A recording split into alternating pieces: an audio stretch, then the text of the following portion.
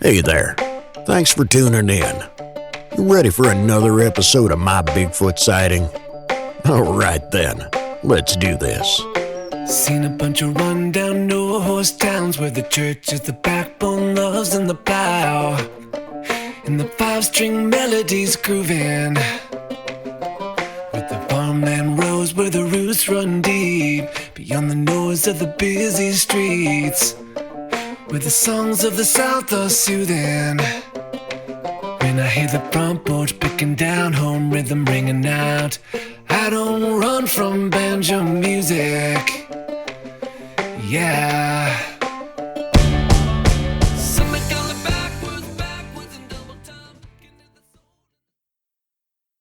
My Bigfoot Sightings have ran from 1977 to present, and tonight I'm going to share some of the most recent ones with you. A very, very good friend of mine, Hank, was having some issues at his house, and he didn't know what it was. He actually thought that maybe it was the neighbor's teenage kid or something was just messing around, trying to drive him nuts. And then he heard whoops, and I was actually on the phone with him one night, and I could hear the whoops in the background, and then the tree knock started. First one knock, and then it appeared two knocks, and he said those weren't from the same area. He said one came from the south, and the two came from the north. I'm like, I'll be right there. Just hang tight, don't do anything, I'll be right there. It was approximately 25 minute drive over to his house from my house. So I got over there as fast as I could, pulled in. We just kind of sat there listening. And I was there maybe 20, 30 minutes. And we started hearing a couple more whoops, followed by two knocks. Well, the whoops this time were coming from the east, and the knocks were coming from the south. So Hank says they've changed locations. That's not where they were coming out of before. He kind of pointed out where he thought they were coming from, and it's like, okay, yeah, they've definitely changed. I said, that means whatever it is, and I'm going to tell you right now, it's a Bigfoot. And he said, I don't know about that. I don't really believe in Bigfoot. That's fine, but that's what it is. I says, let's just hang loose. Let's hang around and let's see where they actually head toward. Let's see if they continue their whooping and their knocking. And about that time, we hear a howl. Not really any type of animal that either of us had ever heard before. And it was from something that had very, very massive, powerful lungs. And this actually came out of the south also. And Hank he looked over at me and says, okay, I'll believe you now. There's something out there. He says, that's nothing I've ever encountered. I said, well, let's hang loose. Well, the rest of the night was pretty uneventful. No more sounds. I stayed a couple more hours and then went home, got a little bit of sleep before time to go to work. That was on I want to say Thursday. So Saturday morning, we had decided that we were going to go out and look around the back of his place Saturday morning. Now, his place butted up to a large hill that was heavily wooded. So we go up there and we start looking around. And as we're looking around, we're working our way away from his house. There is a lake about 1.5 miles from his house, and we're working our way down toward that lake. And we come to this, I won't really call it much of a hill, but it's a small hill and it's a rolling hill. We're standing up on top of it, and to the right, there's a tree line. We literally, from about 250 yards, watch what I have to say was a Bigfoot. Just nonchalantly walk over to the lake, bend down, drink out of the lake, get back up, and walk back into the tree line. And we just kind of scratch our heads, kind of wonder, are we sure that we saw what we saw? Well, Hank has a very analytical mind, which is a good thing. And Hank says, well, that was maybe only about 7 foot tall. That could still be a person. That could be a person in a ghillie suit. And I'm like, yeah. Except, why would they be in a ghillie suit? Why would they be out here? And it's 75 degrees out right now. Don't you think that ghillie suit would be awful hot? And he really had no answer for that. He pretty much, though, at that point in time became 100% believer. And by then I was completely hooked. I knew without a doubt 100% that everything people said about Sasquatch was true. We went ahead and looked around some more. As we did, we actually found tree structures to where X's were formed, to where trees were bent over with the tops of them penned in. And it's like none of these are natural. And the one that really stood out in my mind was we came across 2 saplings that were probably 4 inches in diameter at the base and 20 foot tall. Each one had been bent down to touch the ground with the tip of it, and a rock had been set on the tip to hold it in place. Each rock was heavier than me or Hank could pick up, and it was as if they formed an archway. What the significance of that was, I don't know. I've never really figured out yet. But yeah, I found a whole lot more of them like that over the years. Now, we did find several partial footprints and one good footprint that I actually was able to cast right there behind his house. We didn't know what to do. He wanted to get rid of that thing, and I don't blame him. I didn't want it at my house. I know he didn't want it at his house, so we had to figure out how we could get rid of it. Well, first idea was he was going to shoot it because he's an avid hunter.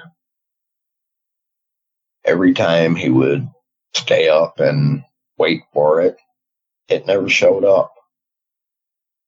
He actually woke up one morning after he had tried to stay awake and ended up falling asleep. There was a face print and a hand print on the window of his house, greasy handprint. And unfortunately, before I could come over and actually lift a print off of it, his wife decided that it needed Windex. She couldn't have her windows dirty like that. So we didn't get that one, but it was not going anywhere. Hank had a lot of chickens. Hank was losing livestock. He had some other things that came up missing livestock-wise. And I mean, these things would just disappear. Not a single trace left. Not like they had been ripped apart or anything. Just like something picked them up and carried them off. Like I say, it wasn't just chickens. There was other livestock. So we actually never figured out how to get rid of it. I guess they come and go on their own as they want. It did end up leaving later in the fall. Something else ran it off, something it was afraid of, but that's neither here nor there. These things are big, they're massive.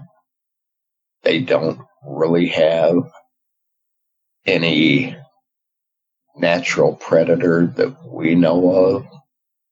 But then with Dogman, and I know I probably shouldn't have brought that up because maybe a lot of people don't believe in Dogman, but it was actually a Dogman that ran that Sasquatch off. And that's when livestock really came up missing, and we were able to cast a couple good prints of the Dogman's tracks. So going forward, it was fairly quiet.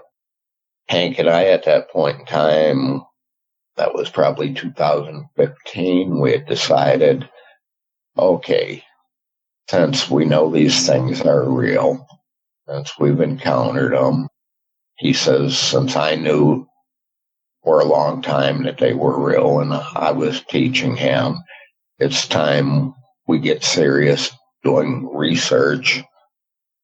So at that point in time, we really started going out in the woods, spending entire weekends out there, searching, looking, documenting what we found, taking pictures, taking casts. This one particular area that is very active, which we didn't know was active at the time. It is probably only, as the crow flies, 7 miles from Hank's house. Like I say, we would be down there every weekend. And we saw what I call the peeker.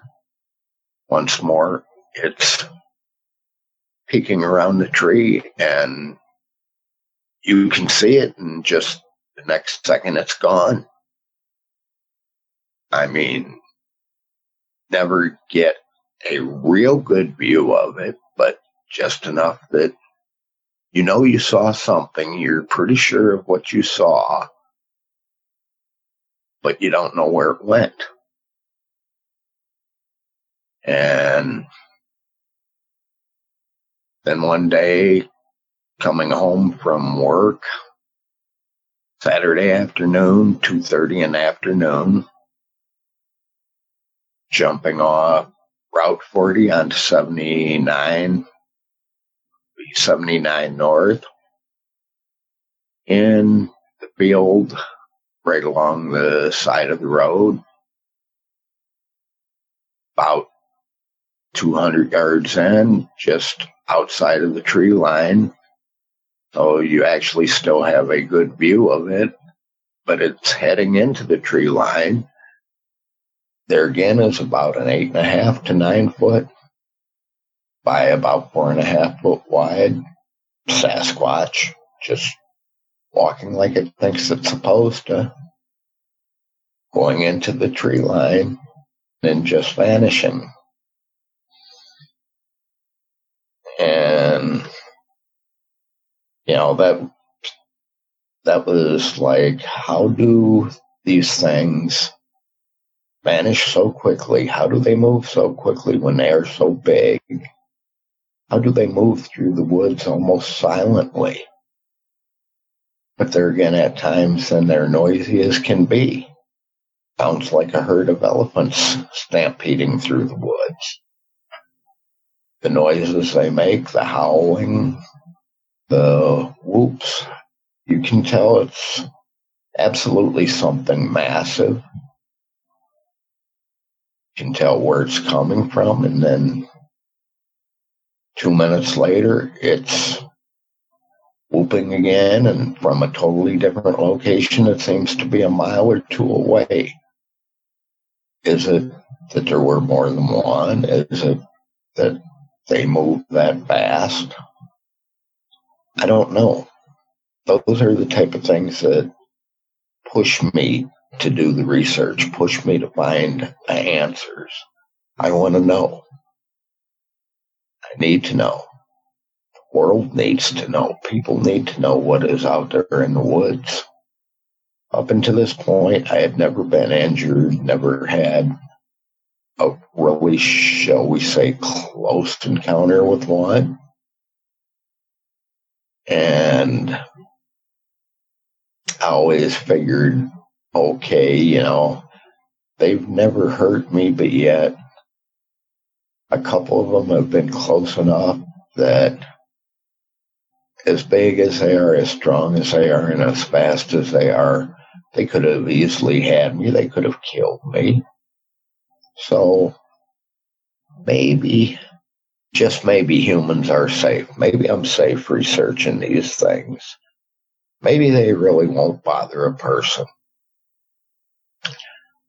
Well, me and a couple other friends, we were going to go ahead and do a little investigation. And we had a guest investigator coming over that wanted to know more about Sasquatch. There again, she really wasn't an investigator as per se, but she wanted to be. She wanted to learn about Sasquatch. Well, when we go out and investigate, I always make sure that we're fed good. I usually will take my smoker with me, and I'll barbecue ribs, which I found smell of them cooking is actually pretty good to get creatures to come in. And when I say creatures, I mean the Sasquatch. I mean the Dogman. So, because of some different things happening, I ended up being about 3.5 hours late to get there. That day, everybody was late. It was pretty well a shot day. So I'm really trying to hurry with the smoker, getting it all ready, at that time we were having a pork shoulder. I was making barbecued pork. It takes 6 to 8 hours the way I cook it. And I really don't have that kind of time. So, I'm really pressed on time trying to get this done. So I get the smoker set up, get things fired up, get the meat prepped, get the meat in it. Well, in doing all that, I never set up my tent, never got to set my tent up. But now it's starting to get dark, and, I really don't feel like setting it up in the dark by just the light from the campfire that we've got going. So I drive a Jeep Liberty 2008, one of the large ones. And if I pull the back seat down and leave the tailgate up, it's just long enough I can sleep in, but my feet stick out a couple inches. That's the reason for having to leave the tailgate up. So I figured, okay, I'm going to be lazy and I'll just go ahead. I've got a couple sleeping bags with me. I'll go ahead and sleep in the Jeep. Well, it was a spring day. It was one of the days where it'd be 75 degrees during the day and get down to 45 degrees at night. So come time to go to sleep about 2 o'clock in the morning, we had all been setting up around the fire talking. I go ahead and lay down in the Jeep. I use one of the 2 sleeping bags pretty well as a mattress. I don't crawl in it or anything. And because it is only about 45 degrees out, I use the second sleeping bag as a cover with it still zipped up so that it's, a double layer cover. And I've still got my boots on, which are a thick, high insulated boot. Took my glasses off, laid them down, and I ended up covering up my head with the sleeping bag, trying to keep some warmth in. Really wasn't what you would call asleep yet. I was just like on the verge of twilight, on falling asleep.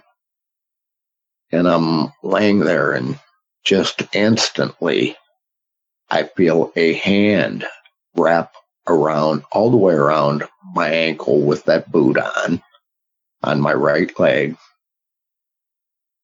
And before I can get the cover off my head to see what it actually is, what's going on, it lifts my foot up to where it hit the ceiling in the Jeep and slams it down. The action is kind of like how you would snap a beach towel. And I mean, the way it kind of snapped everything, my entire body bounced. It bounced so hard that I bent the floor in the Jeep when I landed. Now it's pretty well done permanent damage to my leg. I still suffer today. It hurt my back. I guess, shouldn't be too upset about it because I'm probably lucky that I'm alive. When it did snap me like that, I yelled out, of course, in pain. And it let go. And I could just catch a glimpse of something running away. I know it was bipedal. I know it was not a human. But I just as it was going in the woods, caught that very, very quick glimpse of something dark running in the woods. Needless to say, I was in tremendous pain.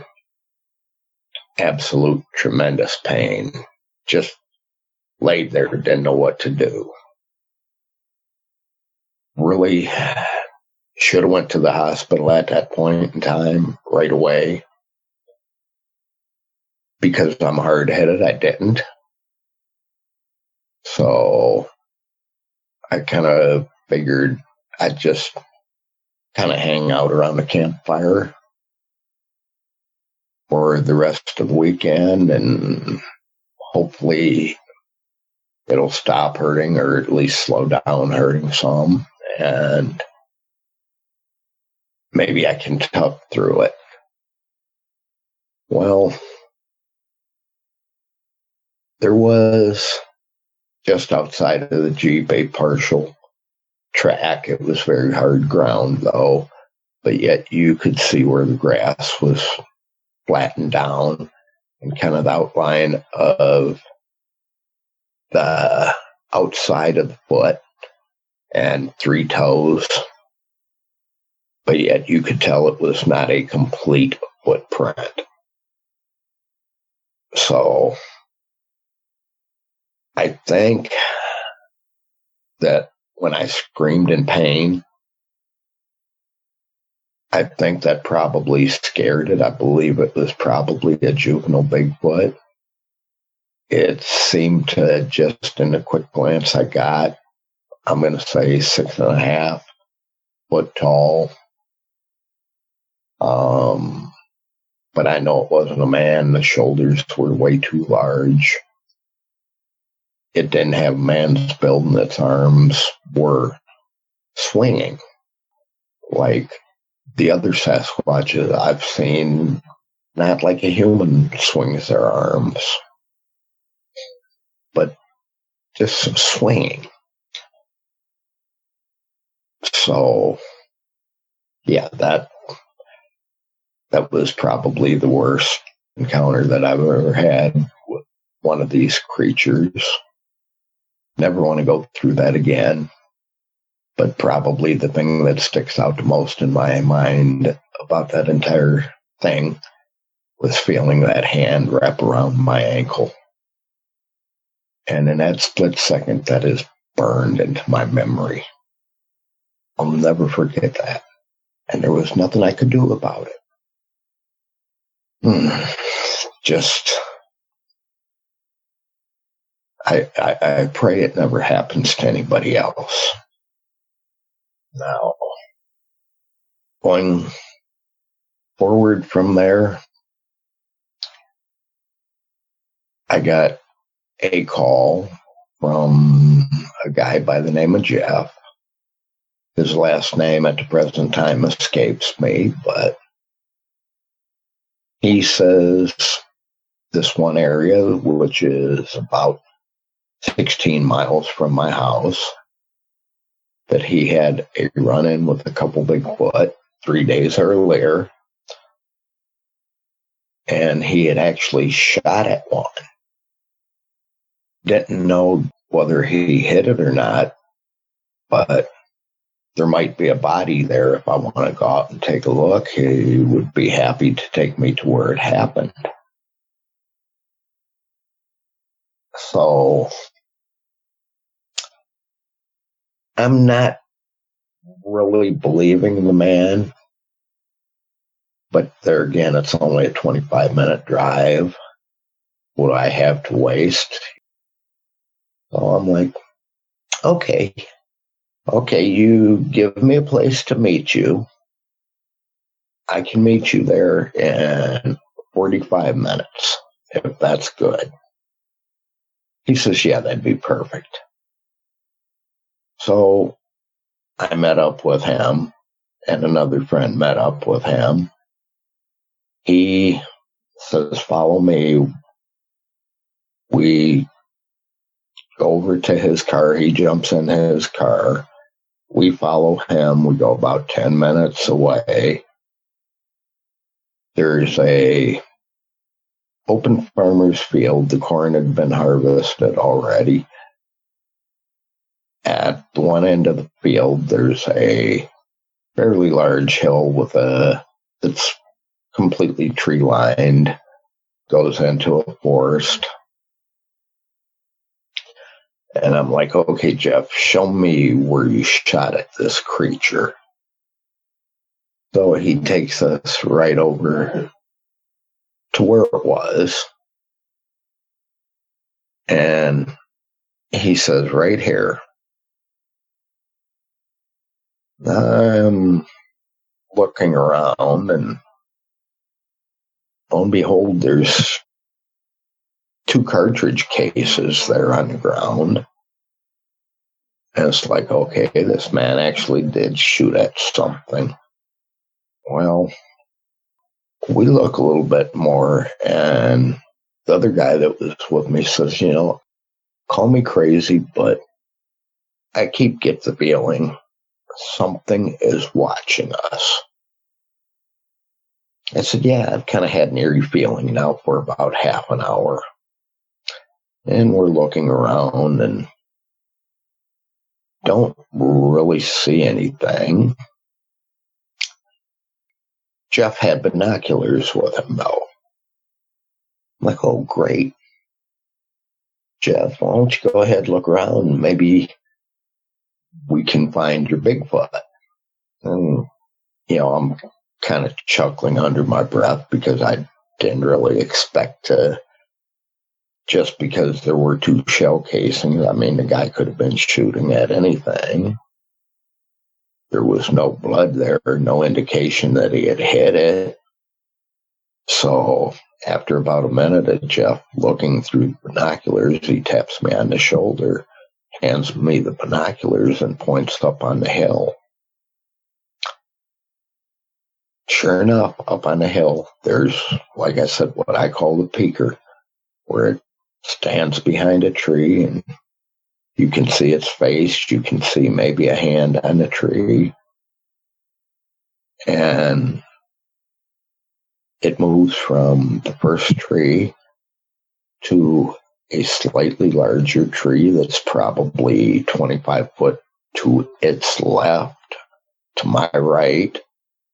And it covered that in like 2.5 steps, covered that distance, just humongous strides. And I'm watching that, and I said, Jeff, did you see that? I mean, because it was big enough, you could see it without binoculars. We just needed the binoculars to pretty well pinpoint it, to actually find it. And Jeff says, yeah. He says, I told you there were 2 of them. I shot at one. He says, now we only see one. He says, I bet I hit that one, and it's laying somewhere either wounded or it's dead. Well, we looked around. We could not find the one that he shot. But there again, that one, it was there. It was watching us. And with that being said, that leads a lot of credence to his story. I kind of believe that he actually probably did shoot it, and for us to see that one watching us, and it was watching pretty intently everything we were doing. So yeah, I can wholeheartedly believe that happened. Going forward, and this will probably be the last one, back at the one research area, me and a couple friends were down there. They actually had brought a trailer, not a camping trailer, but a trailer that you, shall we say, put an ATV in. It was an enclosed trailer, about 12, maybe 14 foot long. Had a flip down door. And kind of a rainy day, not a very nice day. So they figure they're going to sleep in that trailer so that they don't have to pitch a tent in, this weather. And there again, I figured, okay, well, I'll sleep in the back of the Jeep because I don't want to pitch a tent in this weather either. So we had kind of an uneventful evening. Just talked a little bit, sat around the edge of the campfire when the raindrops weren't falling. And says, okay, time to go to bed. It's kind of not really getting late, but just kind of I'm wore out. So I'm going to lay down. So I went ahead, laid down. My friends, they went in the trailer and laid down. At probably 12:30, 1 o'clock in the morning, you hear a loud bang. First thing my one friend does is he comes flying out of the trailer. He thinks that a tree branch has broke off and fallen on the trailer. And I just kind of laugh and says, that weren't a tree branch. I said, that trailer just got slapped. A Sasquatch hit the trailer. An open-handed slap. Don't know why it did it. Just, it did. Whether it was trying to screw with them, trying to send a welcome, trying to send a warning, I don't know. But, yeah. And I was kind of lucky enough to be there when it happened. And unfortunately, Vic, that's pretty much about all I can share right now. For the loyal listeners out there, I am the co-host of Abnormal Investigations. We have a weekly podcast on Saturday evenings. We'd like you to join us if you would. Thanks a lot, all. Well, that's it for tonight's show. If you've had a Bigfoot sighting and would like to be a guest, please go to mybigfootsighting.com and let us know. Thanks for listening. Have a great night. Seen a bunch of rundown, no-horse towns where the church is the backbone, loves and the plow, and the five-string melodies grooving, with the farmland rows where the roots run deep, beyond the noise of the busy streets, where the songs of the South are soothing. When I hear the front porch picking down, home rhythm ringing out, I don't run from banjo music. Yeah. The sound of a memory brings me back to the bluegrass playing on my dad's 8-track. It's pick a man had been through it, getting through the day on Scruggs and Skags, booking hay bales to those Tennessee jams. There's no other way that I'd do it. When I hear the front porch picking down, home rhythm ringing out, I don't run from banjo music. Yeah. Something coming backwards in double time, getting to the soul and the tremolo Kentucky style. Those are the anthems strumming out, country boy living. When I hear the front porch picking down, home rhythm ringing out, I don't run from banjo music.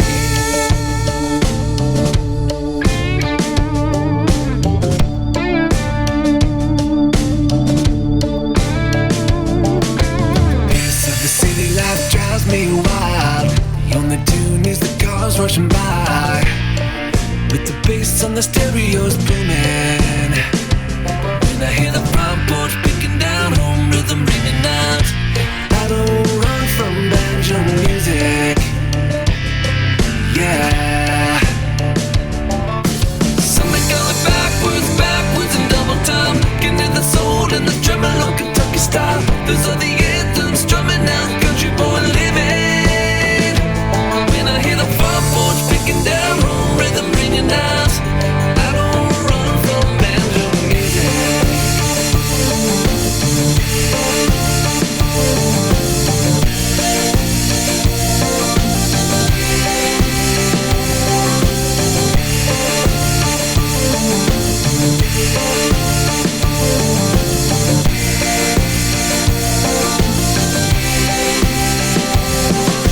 Something going backwards in double time, getting to the soul and the tremolo Kentucky style. Those are the anthems strumming out, country boy living.